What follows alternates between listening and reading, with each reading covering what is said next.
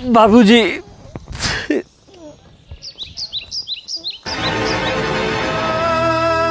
क्या करे भैया, चल जाइए यहाँ से। बाबूजी ऐसा मत कहा, क्या बहुत तबीयत खराब बा, कुछ करा बाबूजी, तब किसी दया कर रहता पर लड़का मर जाए। जब अपना ऊपर बीते लगा तब लोग के अकल ठिकाने आवेला। हम तो हर कोनो मदद नहीं कर सकते। ना बाबूजी ऐसा मत करा बाबूजी, हमार बेटा मौत से जूझ रहा बा, कुछ कदर बाबूजी। बाबूजी अगर बबुआ मर जाए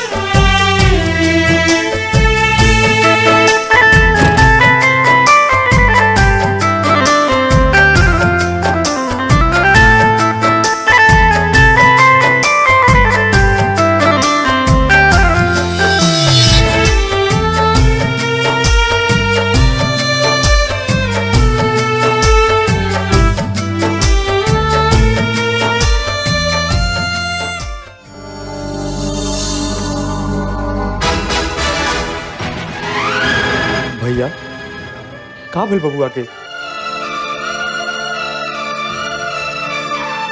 अरे कुछ बोलत काहे नहीं खाओ भाभी, कुछ बोलत काहे नहीं को? अरे कहाँ भेल बताओ ना। हम अपने बबुआ के ना बचा पाई, कहाँ कहाँ ना बबुआ खातिर भीख मांगनी, यहाँ तक कि आप लोग भी हमारा से मुंह फेर लेला, बुझाता हमार बबुआ ना बाची। तू ऐसे मत बोला भैया, हम तोहरा साथे बाने। भाई हो लबू है जे विपत्तिया के बाटे,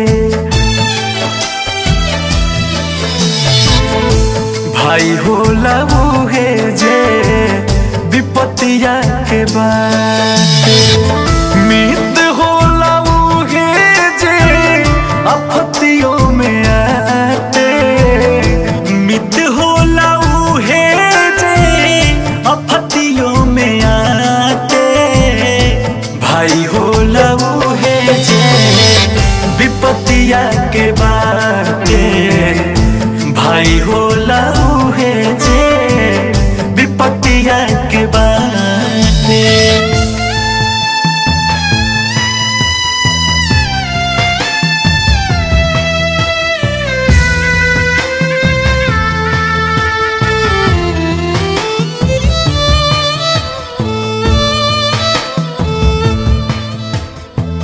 अपना अपना बेटा के दुलार सभे करला, दूसरा के बोलला पर जीव बड़ी जरेला।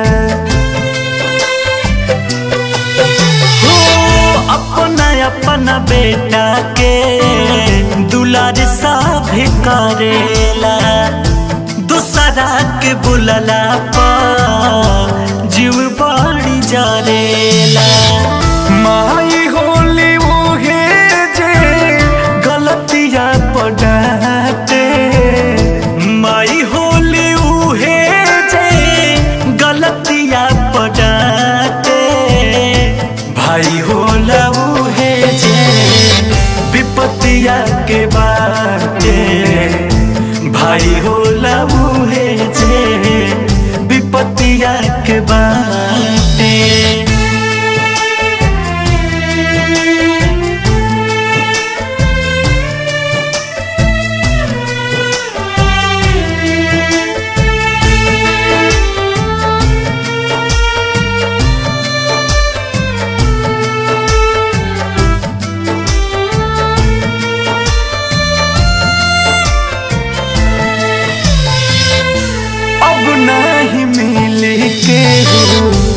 एह काल जुग में केहू खाला छूछे केहू धोवे हाथ दूध में